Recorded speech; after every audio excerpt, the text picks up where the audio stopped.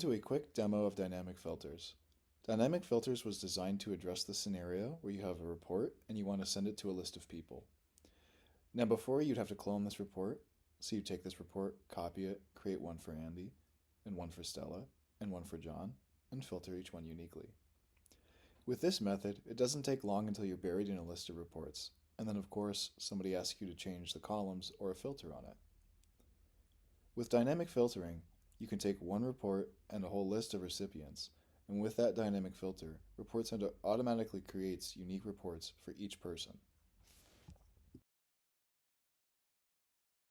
Using dynamic filtering, we're going to be able to send each contact their own custom report while only using this one master report. Let's go ahead and take a look at how to do that.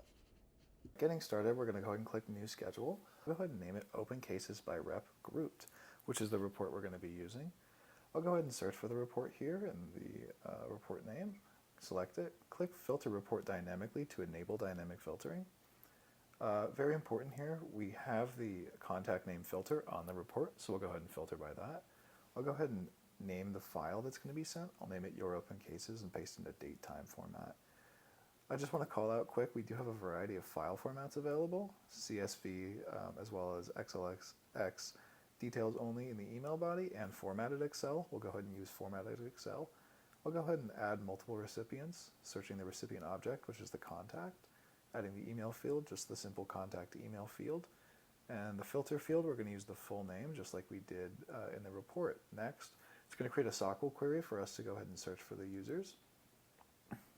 Very simply, we can just select the users from the report who we want to receive the report, add the recipients, and they're added.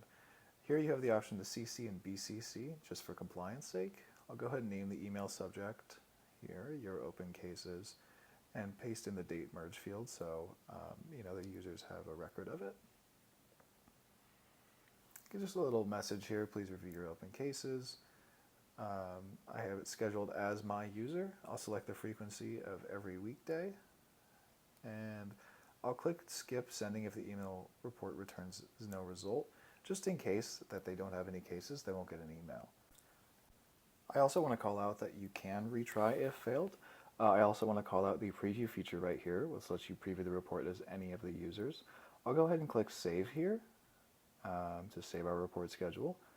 And once that's saved, I can go ahead and click send now and we can see the results.